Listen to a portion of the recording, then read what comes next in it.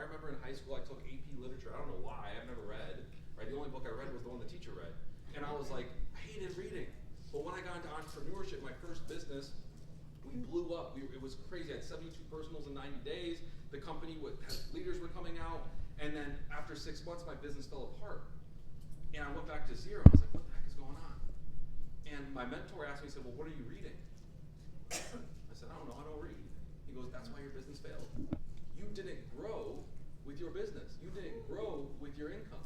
And so he put me on Think and Grow Rich, Outwitting the Devil, How to Win Friends and Influence People. But some audiobooks that I really recommend for you to go back to if you want to get back to the basics so you can walk back across that bridge and bring your new associate with you across the bridge of success is Your First Year in Network Marketing by Mark Aronell. Everyone should listen to that audiobook. I'm telling you, the best 5 hours of your life. GoPro, building an empire, right? Get into personal development. Income is like a boomerang. It may spike, it may go far, but it's always going to come back to who you are. I've had that happen to me, right? Making tens of thousands of dollars a month, and I've lost it. Why? Because I wasn't the person ready to receive it. And so you have to continue to grow. Number 2 is you got to expand your list and you got to expose new people. I mean, I use this story all the time. One of Jason's businesses, the napkins cost $350 a week. $350 a week for napkins.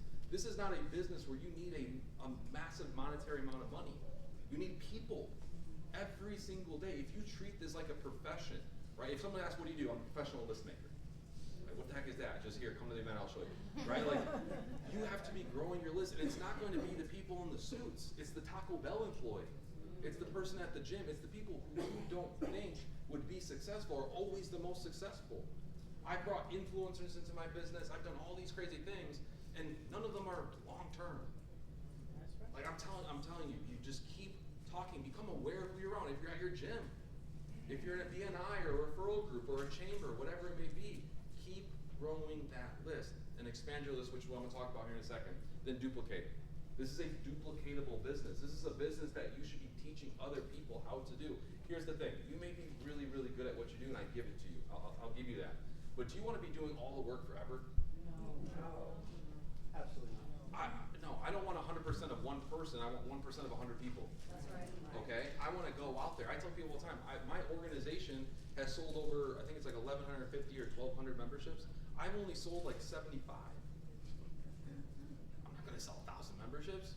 Forget that. That's a lot of work. But what am I going to do? I'm going to go teach 100 people how to go sell 10 each. I know that's right. So you have to duplicate. What you learn today is going to be useless. Number 1, if you don't actually go out there and apply it and do it. And number 2, you don't teach it to someone else.